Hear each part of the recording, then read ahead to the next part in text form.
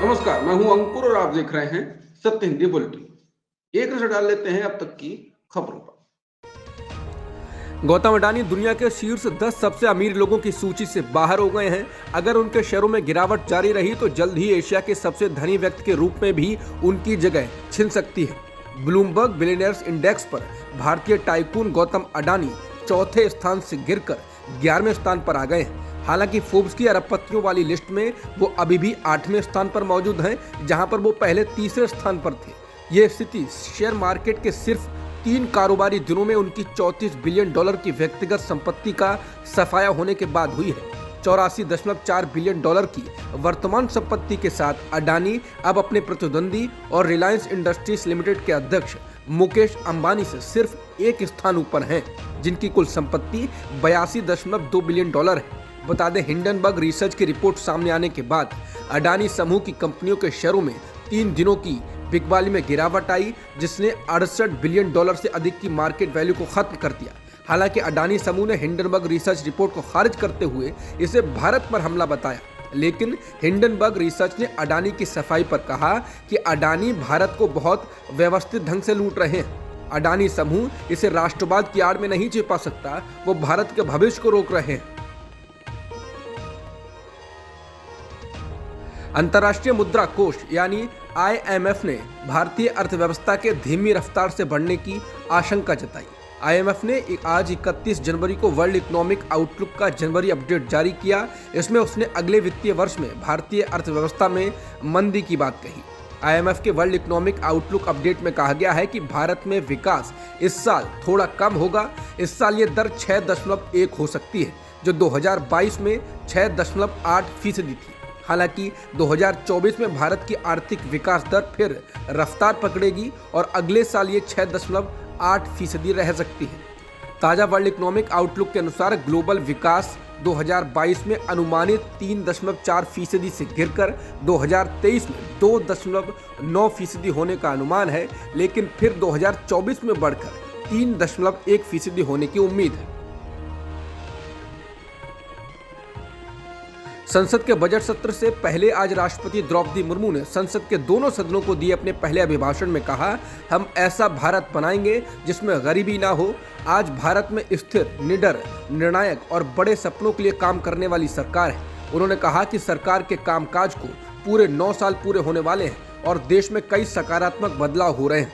सरकार ने कश्मीर से अनुच्छेद 370 हटाने, 3 तलाक की प्रथा खत्म करने जैसे बड़े फैसले लिए हैं। संसद में अपने पहले अभिभाषण में राष्ट्रपति मुर्मू ने कहा, आज़ादी के इस अमृत साल में देश के अमृत इतिहास का गौरव शामिल है। ये हमारे सामने युग निर्माण का अवसर है। हमें इसके लिए 100% साथ काम करना होगा। उन्होंने कहा कि साल 2047 तक ऐसा भारत बनाना है जो आत्मनिर्भर हो और जो अपने मानवीय दायित्वों को पूरा करने में सक्षम हो, जहां गरीबी ना हो, मध्यम वर्ग मजबूत हो, ऐसा भारत जिसकी विविधता और भी उज्जवल हो। आज अमृतकाल का ये कालखंड बेहद महत्वपूर्ण हो गया है। राष्ट्रपति ने कहा, सरकार ने कई योजनाएं लाकर गरीबों की मदद की है। उन्होंने कहा कि आज मैं देशवासियों का धन्यवाद अदा करती हूं कि आपने हमारी सरकार को 2 बार जिताया। इस दौरान राष्ट्रपति ने आने वाले वर्ष के लिए सरकार की उपलब्धियों और भावी योजनाओं का ब्यौरा दिया। बता दें, राष्ट्रपति जो अभिभाषण देती हैं वो सरकार ही तैयार करती है। सरकार के द्वारा लिखा गया भाषण ही उनको पढ़ना होता है। राष्ट्रपति द्रौपदी मुर्मू के अभिभाषण के बाद वित्त मंत्री निर्मला सीतारमण ने संसद में आज इकोनॉमिक सर्वे 2022-23 पेश किया। आर्थिक सर्वे में अनुमान दिया गया है कि साल 2022-23 में आर्थिक विकास दर 7% रहने का अनुमान है। ये 7 दिसंबर 2022 की मौद्रिक नीति में RBI के 6.8% विकास दर के अनुमान से अधिक है। वहीं 2023-24 में विकास दर 6.5% रहने का अनुमान जताया गया है। संसद का बजट सत्र शुरू हो चुका है। अडानी पर हिंडनबर्ग रिपोर्ट, BBC डॉक्यूमेंट्री, बढ़ती महंगाई पर हंगामा होने के आसार हैं। इस बीच IMF की रिपोर्ट भी आ गई है, जिसमें भारत को लेकर अच्छी खबर नहीं है। सरकार इस मुद्दे पर भी विपक्ष के निशाने पर रहेगी। भारत का आर्थिक सर्वे भी आ चुका है। आर्थिक सर्वे को लेकर भी विपक्ष सवाल उठा सकता है। बजट सत्र के लिए संसद में जाने से पहले प्रधानमंत्री मोदी ने बहुत सारी बातें कही। इस दौरान उन्होंने एक महत्वपूर्ण बात यह भी कही कि बजट सत्र में तकरार तो होगी लेकिन तकरीर भी होगी। राहुल गांधी की भारत जोड़ो यात्रा कल श्रीनगर में समाप्त हो गई। इसके लिए रखे गए समापन कार्यक्रम में 23-24 विपक्षी दलों को आमंत्रित किया गया था, लेकिन समापन समारोह में पहुंचने वाले विपक्षी दलों की संख्या सिर्फ 8 रही। इसको कांग्रेस के लिए एक झटका कहा जा सकता है।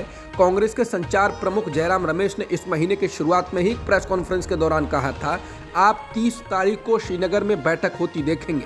इस बैठक का उद्देश्य ये होगा कि अब जब भारत जोड़ो यात्रा पूरी हो गई है तो 2024 के चुनावों को ध्यान में रखकर क्या किया जाए, इस बारे में कुछ विचार विमर्श किया जाएगा। लेकिन कांग्रेस पार्टी की ओर से बुलावा भेजे जाने के बाद भी 23 में से सिर्फ 8 राजनीतिक दल श्रीनगर के शेरे कश्मीर क्रिकेट स्टेडियम में पहुंच सके। हालांकि इससे एक दिन पहले प्रेस कॉन्फ्रेंस में राहुल गांधी ने विपक्षी एकता की संभावनाओं को जिंदा रखा था और कहा था कि विपक्ष बिखरा हुआ नहीं है, आरएसएस और बीजेपी के खिलाफ बातचीत के बाद विपक्ष साथ आएगा। रूस और यूक्रेन के बीच जारी युद्ध में अमेरिका यूक्रेन की मदद कर रहा है। हालांकि अमेरिकी राष्ट्रपति जो बाइडेन ने यूक्रेन को हर तरह से समर्थन देने के ऐलान के बावजूद अपने F-16 लड़ाकू विमान देने से इनकार कर दिया है। उनसे जब सोमवार को एक पत्रकार ने पूछा क्या अमेरिका F-16 विमान यूक्रेन को देगा, तो बाइडेन ने इसके जवाब में ऐसा करने से इनकार कर दिया। बता दें, एक दिन पहले ही जर्मनी ने भी यूक्रेन को लड़ाकू विमान भेजने से इनकार कर दिया है।